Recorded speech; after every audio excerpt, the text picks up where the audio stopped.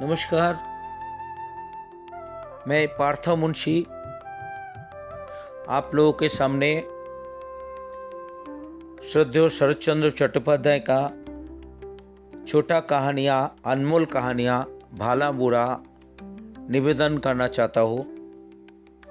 ऐसा है, हम लोगों को आज का जीवन में हम लोगों के पास, बहुत लोगों के पास टाइम नहीं मिलता है या अवेलेबल भी होता नहीं है। तो मैं सोच रहा हूँ आप सबके लिए ये छोटा कहानियाँ, बट वो अनमोल कहानियाँ आप सबके सामने पेश करने के लिए। ये पहला स्टोरी होगा। इसके बाद धीरे धीरे और भी अनमोल नोवेलिस्ट, औपन्यासिक, उनका छोटा कहानियाँ भी मैं आपके सामने पेश करूँगा। अगर आपको मेरा निवेदन अच्छा लगे तो प्लीज़ लाइक कीजिए, शेयर कीजिए आपका जान पहचान लोगों में से, एंड सब्सक्राइब कीजिए और कमेंट करने को ना भूलिए प्लीज़। इससे दो काम होगा, एक तो मुझे मोटिवेशन मिलेगा और दूसरा आप नेक्स्ट जब भी मैं कुछ ना कहानियाँ, अनमोल कहानियाँ निवेदन करूँगा तो पहला नोटिफिकेशन आपके पास ही आएगा। और मेरा उम्मीद है आप सब मेरा स्टोरी को एंजॉय करेंगे। तो आज का जो कहानियाँ है उसका नाम है भला बुरा। ये शरत चंद्र चट्टोपाध्याय ने लिखा है। आप सबको तो मालूम है उनका नाम, जिन्होंने देवदास, पारू जैसा फेमस स्टोरी लिखा है। तो ये उनका एक छोटा स्टोरी है। तो शुरू करता हूँ भला बुरा। अविनाश घोषाल कुछ वर्ष और नौकरी कर सकते थे, लेकिन संभव नहीं हुआ। खबर आई कि इस बार भी उन्हें धत्ता बतलाकर कोई जूनियर मुंसिफ सब जज बन गया। दूसरी बार की तरह इस बार भी अविनाश चुप रहे। अंतर केवल इतना ही था कि इस बार उन्होंने डॉक्टर को सर्टिफिकेट के साथ जल्द से जल्द अवसर लेने के लिए दरख्वास्त भेज दी। दरख्वास्त मंजूर होगी ही, इसमें उन्हें संदेह नहीं था। अविनाश के काम करने के फुर्ती से सभी प्रसन्न थे। भद्र आचरण की प्रशंसा सभी करते थे। फिर भी उनकी ये दुर्गति हुई। इसके पीछे के गुप्त इतिहास को बहुत कम लोग जानते थे। उसे बतला दूं। उसकी नौकरी की शुरुआत में एक बार एक नौजवान आईसीएस जिले का जज होकर दफ्तर में इंस्पेक्शन करने के लिए आए थे। छोटी सी बात को लेकर दोनों में पहले मतभेद हुआ और बाद में इसी ने बड़े झगड़े का रूप ले लिया। लौटकर जज साहब निरंतर उसके काम के छिद्रान्वेषण में लगे रहे, लेकिन छिद्र का पाना सहज नहीं था। जज साहब इससे तनिक प्रसन्न नहीं हुए। उनके फैसले को काट कर देखा कि हाईकोर्ट में वो नहीं टिकता। खुद ही अधिक लज्जित होना पड़ता था। तबादले का समय हो गया था। अविनाश दूसरे जिले में चले गए, लेकिन जज से मुलाकात करके नहीं गए। श्रद्धा निवेदन की प्रचलित रीति में उनसे बहुत बड़ी त्रुटि हुई। इसके बाद कितने ही साल बीत गए। बात की अविनाश भूल गए थे, मगर वो नहीं भूले थे। इसका प्रमाण मिला कुछ दिन पहले। वो नौजवान जज अब हाईकोर्ट में आए हैं, मुंशी बगैर के विधाता बनकर। अविनाश सीनियर आदमी था, काम के लिए काफ़ी मशहूर था। उनकी उन्नति का पथ संपूर्ण रूप से बाधाहित था। अचानक देखा गया कि उनकी जगह नीचे का आदमी सब जज हो गया और मामला वही खत्म नहीं हुआ। एक एक करके और भी 3 आदमी उसे पीछे छोड़कर आगे बढ़ गया। जो लोग नहीं जानते थे करेंगे कि कहीं ऐसा भी होता है। ये तो सरकारी नौकरी है और उस पर इतनी बड़ी नौकरी है, ये क्या काजियों का जमाना है। लेकिन अनुभवी कहेंगे उससे भी ज़्यादा जातियाँ होती है। अतएव अविनाश मन ही मन समझ गया कि आप इससे छुटकारा नहीं। आत्मसम्मान और नौकरी उन दो नावों पर पैर नहीं रखा जा सकता। दोनों में से एक ही चुनना होगा। उसी बात को इस बार उन्होंने पूरा किया। परिवार में अविनाश को भरजा, आलोकलता, IFL, पुत्र हिमांशु और कन्या साबरमती वही 3 प्राणी थे। नौकर नौकरानियों की संख्या इतनी थी कि अनगिनत कहा जाए तो अतिशयोक्ति नहीं होगी। उस दिन अविनाश अदालत से प्रसन्न चित्त लौटे। यथा नियम कपड़े बदले, हाथ मुंह धोए, जलपान करने के लिए बैठते हुए बोले, जाने दो, इतने दिनों के बाद मुक्ति मिली छोटी बहू।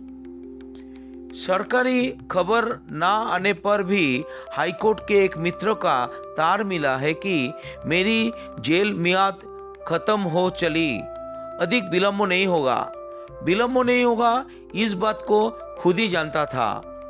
आलोकलता निकट ही एक कुर्सी पर बैठी सिलाई कर रही थी और कन्या सरबती पिता के बगल में बैठी उन्हें पंखा झल रही थी। सुनकर दोनों चौंक उठी। स्त्री ने प्रश्न किया, इसका मतलब? अविनाश ने कहा, शायद सुना होगा कि गोविंदपद बाबू इस बार भी मुझे पीछे छोड़कर 6 महीने के लिए सब जज हो गए। हक साहब के हाईकोर्ट में आने के बाद से पिछले 3 सालों में यही होता आ रहा है। मैंने एक शब्द भी नहीं कहा। सोचा था कि अपने अन्याय को किसी दिन वो खुद समझेंगे, लेकिन देखा है ये नहीं होने का।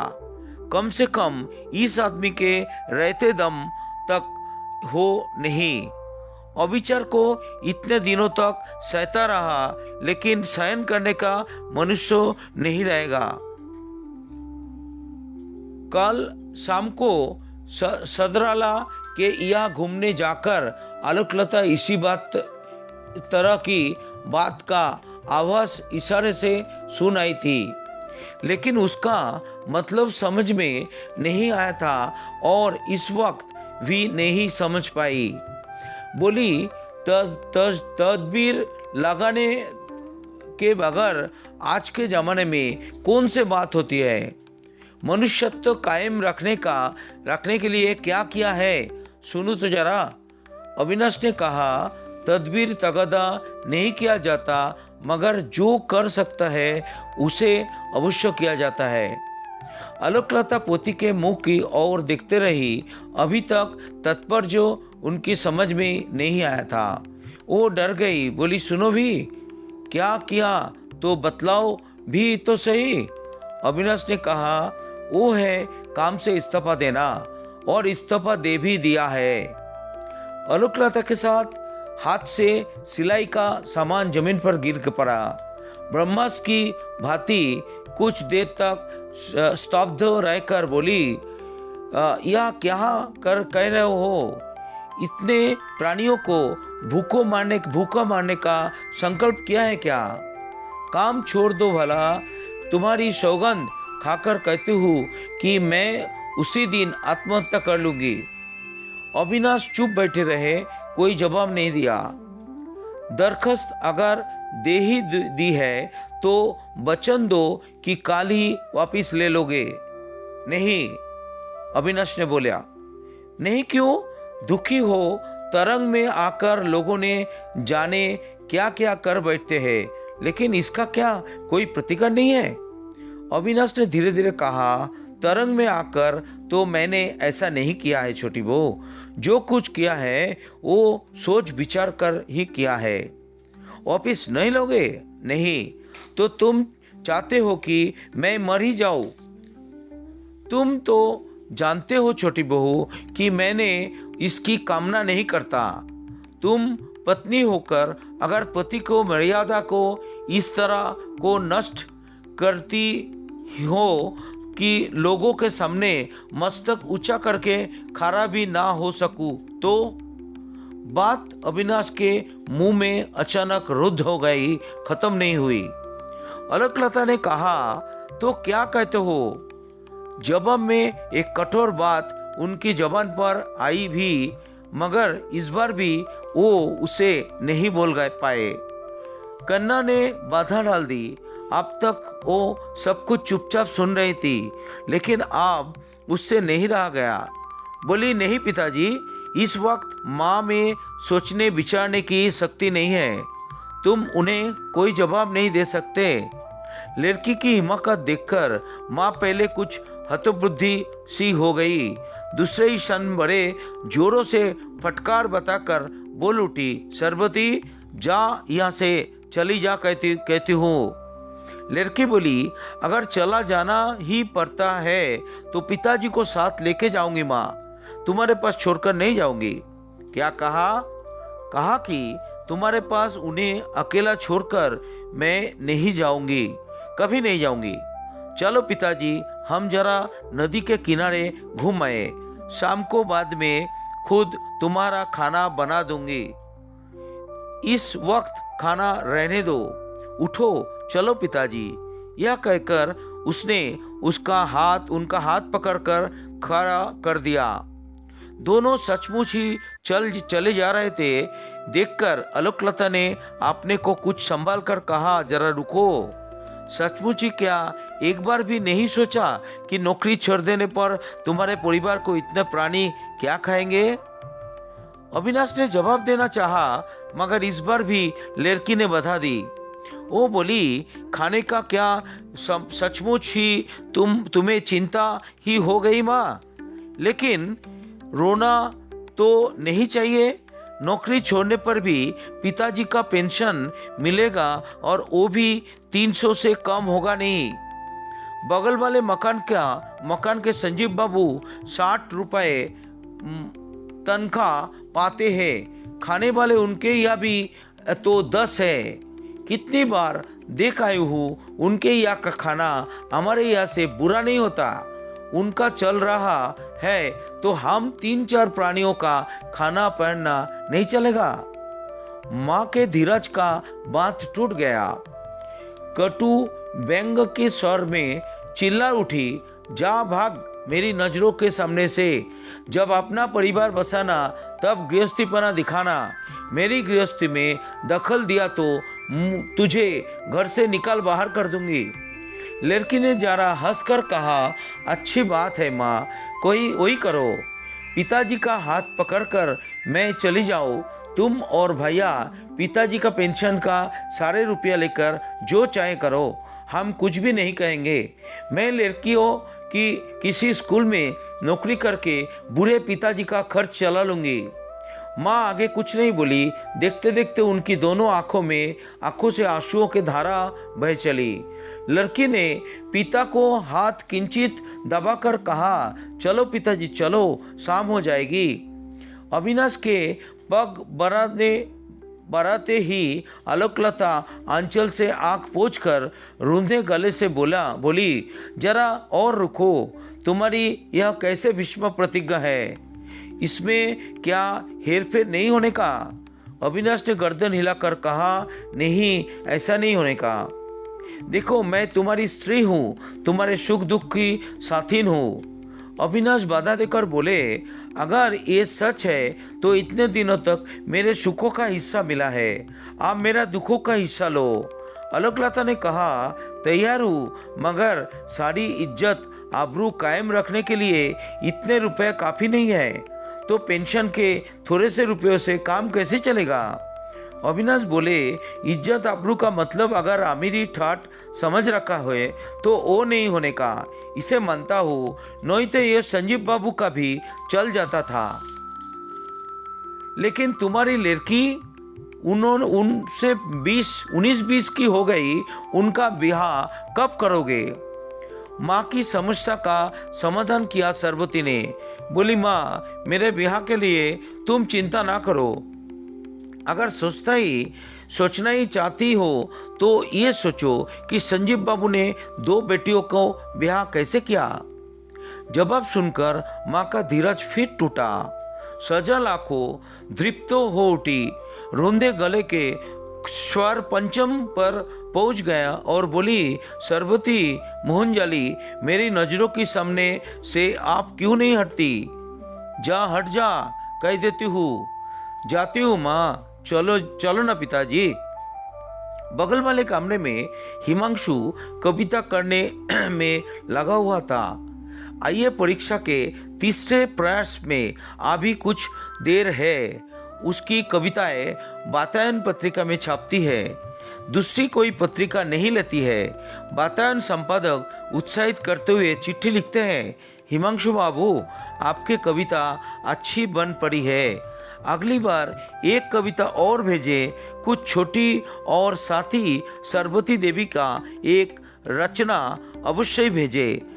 नहीं जानता वातायन संपादक सच लिखते हैं या मजाक करते हैं या उनके मन में कोई और ही बात है। सरबती देखकर हंसती हुई कहती है, भैया, ये चिट्ठी मित्रों को दिखाने ना फिरना। क्यों बतला तो? नहीं, ये कह रही हूँ, अपने मुंह मियाँ मिट्ठू बनने फिरना क्या अच्छा लगता है? कविता भेजने के पहले बहन को पढ़ाने के बहाने अपनी भूलों को वो सुधार लेते हैं। संशोधन की मात्रा कुछ अधिक हो जाने पर लज्जित होकर कहता है, तेरी तरह मैंने तो पिताजी से संस्कृत, व्याकरण, काव्य, साहित्य तो नहीं पढ़ा है। मेरा क्या दोष है? लेकिन सरबती, तू जान ले, ये कुछ भी नहीं है। इस रुपए महीने पर एक पंडित रख लेने से सब कुछ बन जाता है। कविता का यथार्थ जीवन में, कल्पना में, भाव उसकी अभिव्यंजना में, वहाँ तेरे मुख बोध के बाप की क्या मजाल की टांग आ रहा है। यह तो बिल्कुल सच बात है भैया। हिमांशु की कलम की नोक पर एक अच्छी नूक तूक आ गई थी, लेकिन माँ के कठोर कंठस्वर ने सब कुछ छितरा दिया। कलम बगल वाले दरवाजे के ठेल कर इस कमरे में पैर रखते ही माँ चिल्ला उठी, जानता है हिमांशु, हमारा कितना बड़ा सत्यानाश हो गया। उन्होंने नौकरी छोड़ दी, नहीं तो उसका मनुष्यत्व नष्ट हो रहा था। जानता है क्यों? इसलिए कि उनके जगह कोई दूसरा आदमी सब जज बन गया है। वो नहीं हो सके। मैं साफ कह देती हूँ, ये डाह के सिवा और कुछ भी नहीं है, नीरा डाह। हिमांशु ने अचरज में से आंखों भरकर कहा, तुम यह क्या कर रही हो माँ? नौकरी छोड़ दी? नॉनसेंस। अविनाश का मुंह पीला पड़ गया। दांतों तले ठोट चबाकर वो चुप खड़े रहे। आसन्न संध्या की मलिन छाया में उनका चेहरा विचित्र लग रहा था। सरबती पागलों की भांति चिल्ला उठी, ओफ, संसार की धृष्टता की कोई सीमा भी है? तुम चलो, जल्दी चलो, नहीं तो मैं सिर पीटकर मर जाऊंगी। कहकर आधे अचेत पिता को लेकर वो घर से बाहर चली गई। धन्यवाद।